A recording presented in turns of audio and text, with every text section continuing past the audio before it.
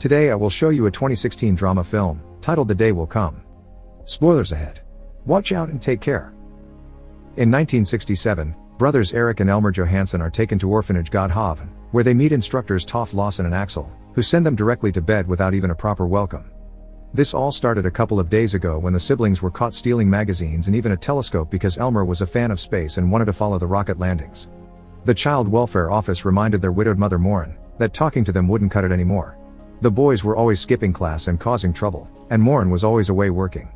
She didn't make enough to provide them with a good life and wasn't around to raise them, so next time they heard of her having issues with them, they would take her sons away from her. Sadly, this didn't take long to happen. Maureen had a breakdown and was sent to the hospital, where she was diagnosed with cancer.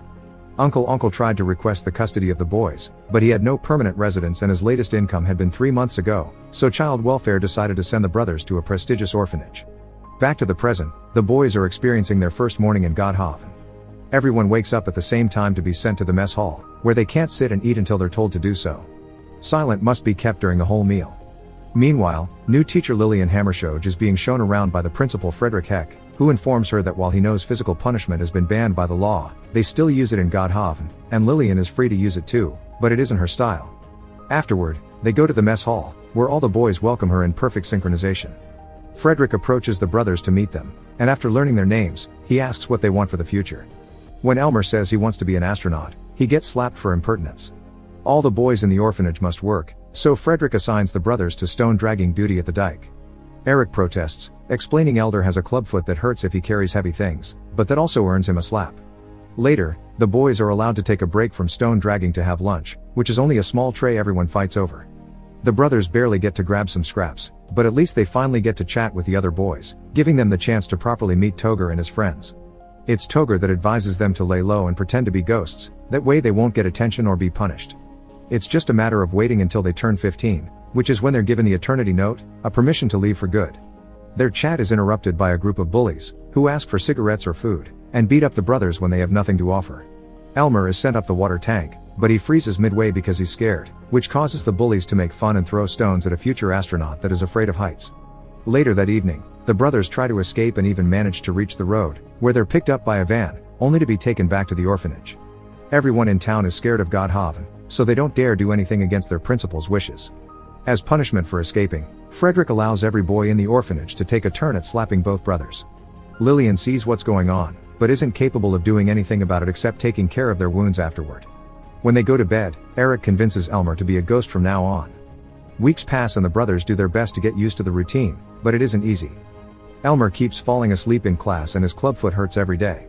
When Erik finds some chocolate in the trash and gives it to him to help with the pain, Elmer decides to share it with Toger and his friends, gaining their trust. They also begin noticing how during the nights Axel is on watch duty, he would take a boy with him to his room. One morning, Toff discovers Elmer has wetted the bed. As punishment, he's sent to stand on a bucket outside while only wearing his underpants and holding the wet sheets. He must stand there until the sheet dries, freezing his bones. Afterward, he's sent to the doctor, who declares him healthy except for the clubfoot and the urination problem, so he gives 2 pills to deal with it. The bullies started to ask them for more things for being a P-boy, so the other boys, feeling grateful for the chocolate, share some cigarettes with them to get the bullies off their backs. But the urination problem won't go away, even when they increase the dose. In fact, it makes Elmer dizzy and sleepy. After he falls asleep during class multiple times, Lillian checks his notebook and notices Elmer hasn't been taking notes. She also notices he has a second notebook where he has written personal things she believes he copied from some book. When he denies it, she makes him read it for the whole class, making her realize this is some sort of diary where he talks about what's happening to him but twisted into a poetic fantasy of being an astronaut. This turns out to be a good thing for Elmer. Now that Lillian, who is in charge of sorting the orphanage's mail, has seen what he can do, she takes the opportunity to name him the mailboy, in charge of picking up the mailbag in town and bringing it to her so they can sort it together while they read the newspaper and listen to music. Now he has a task to keep him busy and his mind sharp. Elmer doesn't wet his bed anymore. It's during one of these afternoons spent together that he learns Lillian never got the chance to marry and have kids, so after a failed relationship, she decided to teach kids instead. That same day the brothers also get a letter from their mother, who tells them she's undergoing special treatment and their uncle is taking care of her. When they ask Toger what he got, he tosses his letter at them, explaining his father writes exactly the same thing every year. He even recites it as Elmer reads, knowing it's just excuses for why he won't visit on Christmas. But what hurts him the most is that his father never takes at least a second to tell him about his sister. Taking pity on him, Elmer tells him this time there's a PS, and right there on the spot, he begins inventing an anecdote of Toger's family, including the sister saying she misses him. Toger knows Elmer is lying and there isn't such a note, but he still thanks him for it since he found the story very comforting. From that day on, every boy takes their letters to Elmer to get a nicer version of the words from home, finding hope in his stories. One night, Axel chooses Elmer as his next victim. Erik sees this and tries to offer himself in exchange for his brother, but Axel slaps him and sends him back to bed. Once there in his room, Axel tells a very scared Elmer to do as he says if he doesn't want Erik to suffer. It isn't until many hours later that Erik sees Elmer again, finding him in the bathroom washing off the blood dripping down his legs. Before he can say anything, Elmer passes out on the floor. The next day, Lillian attends a meeting with the other instructors about it and is shocked and disgusted to see their reactions to the incident. They claim one of the older boys did it because it's natural to have needs when hitting puberty, but if Elmer doesn't give them any names, there's nothing they can do about it other than to watch the boys more closely. Lillian wants to take Elmer to the hospital, but her request is shut down, being told the orphanage's doctor is enough. She tries to talk to Elmer the next time she sees him after class, but he's too scared to say anything, although Erik does tell her it wasn't a boy that hurt him. Many days later, inspectors come to the orphanage to do a standard inspection of the place. But since they're told in advance when they are coming, the boys are put in their best clothes, and any bruises are hidden under makeup. The boys must tell they're happy if they don't want to be punished later, and the inspector sees them work in the carpentry workshop, which is supposed to prepare them for the future, but they're actually doing it only today as part of the act for the government. When Erik sees Axel take Elmer to a side office in the workshop to give him a gift in exchange for his silence, he looks at the saw and gets an idea. After Elmer leaves, Axel comes back to keep on working and loses his fingers to the saw thanks to Erik having turned off the safety mechanism.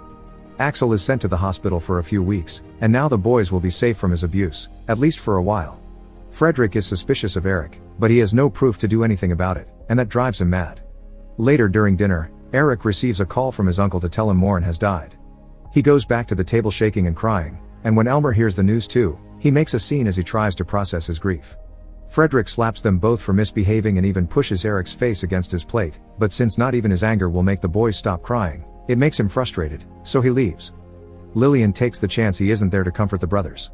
The next day, they're visited by their uncle, who tells them how their mother was put down to stop her suffering, but he is still not allowed to take the boys because of his lack of income. The siblings convince him to help them escape and agree to meet near the road in the middle of the night, but before Uncle leaves, Frederick talks to him. He points out all the ways his life isn't made for children and how life in the orphanage is a better option, especially so they can be trained for the future. This gives Uncle a lot to think about, so when night falls, instead of picking up the kids, he calls Lillian and tells her he's sorry but he won't be going. Lillian tries to pass the message to the brothers, but she's intercepted by Frederick, who makes her confess what she's doing in the boys' room so late at night. Erik and Elmer are caught before they can even leave the area and are given a beating for it. Frederick even tells them it was Lillian that sold them out. Furious, Erik tries to jump on her, but the instructors grab him and take him to the basement. She tries to apologize to Elmer, who has lost all trust in her, and tells her he's glad she never had children. Lillian slaps him for it, and when she notices what she's done, she realizes this place is greatly affecting her, so she quits the next morning at the same time Axel makes his return. From then on, the brothers truly become ghosts. In 1969, Gert Hartman, a new inspector, comes unannounced to the orphanage to make sure everything is fine before Frederick gets a Knight's Cross for his almost 50 years of service. Frederick isn't happy to see him because he didn't have time to hide all evidence, but he can't kick them without looking bad on the report. Hartman notices some irregularities, like the small number of bathrooms for such a big group of children, but his main concern is the bruises he finds on the kids. All of them lie and say they got them from falling or playing, and nobody wants to speak to Hartman in private when he offers them that option. The inspector isn't satisfied with this result, but he has no evidence of anything, so he leaves without a word. In a few weeks, Erik will be turning 15 and will be finally able to leave, so he's planning to ask Frederick to let him take his brother with him. He's such in a good mood for getting the Knight's Cross that he allows the boys to watch the moon landing on TV if they finish some special tasks. Elmer is sent to work on building a terrace, and Erik will wash Frederick's car. Some hours later, while everyone is inside watching Armstrong say his famous words, Erik is finishing washing the car, which earns him praise from Frederick.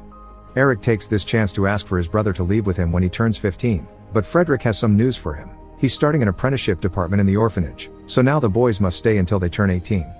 This makes Erik furious because it means he's behaving for nothing, so he starts scratching the car. After the broadcast is over, Elmer goes looking for his brother, but he only finds blood drops on the car. Frederick has beaten him up so badly that he almost dies, and after 3 days, he still hasn't woken up.